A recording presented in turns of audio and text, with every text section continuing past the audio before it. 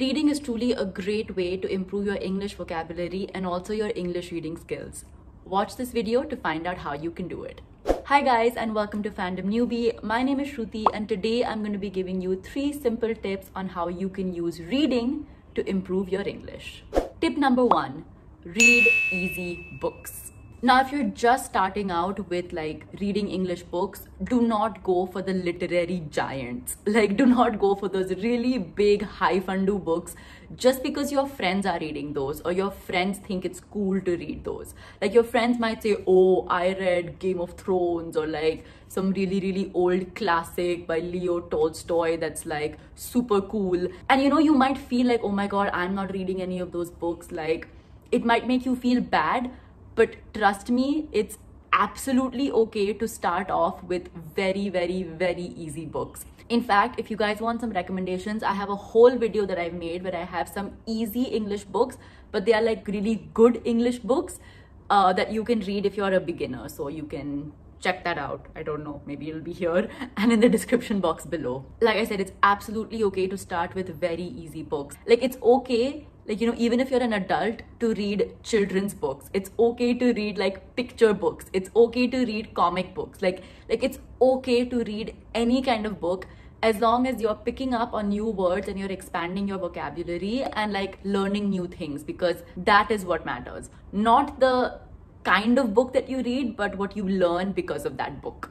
Tip number 2, highlight new words. So when you're reading a book, you're reading a page for the first time, and there are a bunch of words that you don't quite understand, just start by highlighting them. Highlight them one by one. Once you're done with one page, collect all the words from that page that you have not understood, that you've highlighted, and then put them in a list. So the first column of your list should be the words that you didn't understand, and then make 3 columns after that.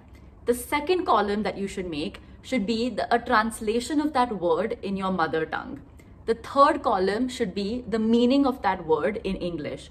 And the fourth column, and this one is very important, especially if you want to improve your vocabulary, this fourth column should be other similar words. So for example, let's say that the word that you have come across in this book that you do not quite understand is supercilious. So you would write supercilious in the first column. In the second column, you would write its translation in your mother tongue. So let's just say, for example, your mother tongue is Hindi. So then all you have to do is Google or use a dictionary and the meaning would come out. As you can see, the meaning is ghamandi. So if your mother tongue is Hindi, or if you understand Hindi, immediately you know what it means. You know what supercilious means. It means ghamandi. And you can immediately start placing it in sentences in your head. So then in your second column, you would write ghamandi, which is the translation in your mother tongue. The third column, just because it's always good to have the dictionary meaning of this word, write in very simple language what supercilious actually means and whether it's a noun, a verb, an adjective, etc. And then in the last column, write other English words that mean supercilious. If you see on Google itself, you have these words which are synonyms to supercilious. So in this case, you can write arrogant, haughty, pompous, conceited. And after you make this list, right there for this one word, which is supercilious, you have 4 other terms that mean the exact same thing. So in this way, you have 5 words which mean ghamandi that you can use in your English essays. You can use words like conceited, or you can use words like pompous because they sound a little bit more advanced. And then in your normal speaking English, you can use words like arrogant because that's normal English speak. But basically you have 5 words which all mean the same thing for you to choose from when you're speaking or writing English. The other great thing about this dictionary tool on Google is that you can also help improve your pronunciation. So if you see this little speaker icon that is there next to the word, if you click on it, you can hear exactly how you can pronounce the word. So if you click on supercilious, you can see how to pronounce it. And you can also either make it fast or slow so that you can practice speaking the word and pronouncing it in the right way. And then we have tip number 3, which is use these words in a sentence. So now, once you have this list of words and once you know exactly what it means, whether it's a noun, adjective, verb, etc., start using them in sentences. So you can also Google like use supercilious in a sentence, for example, and you can get a bunch of different examples of sentences so that you can pick up on exactly how to use this word in a sentence.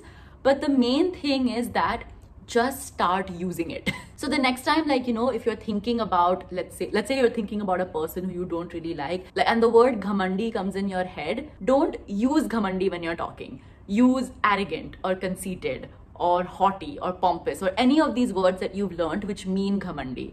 And only when you start doing that and you keep practicing will you actually grasp how to use these words more and more. And the main thing about this like whole part of using these words in a sentence is don't be afraid to make mistakes. Honestly, like, yes, there might be people who make fun of you because you might pronounce a word wrong or you might use it wrong, but give a damn as to what these people think.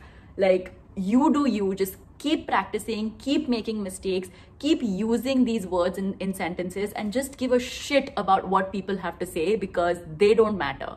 If you want to learn a new language and if you want to become good at that language, the only way you can do that is by practicing. And only if you make mistakes and you keep practicing will you get better.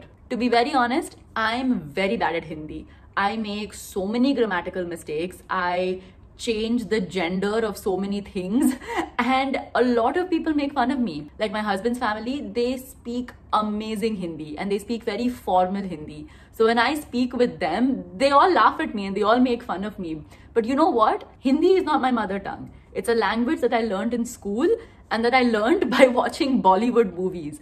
So really, like, I know that unless I practice it, unless I speak it, unless I keep making mistakes and keep speaking it, I'm not going to learn how to actually speak good Hindi. So yeah, so like I make mistakes, I jumble up words, I use like English words, sometimes Marathi and Konkani words I put inside Hindi, but I speak it with confidence and I don't care if I'm wrong because as long as I'm trying and as long as I'm attempting to learn the language, I know that that's the only way I'll learn and hopefully one day master it. Let's see.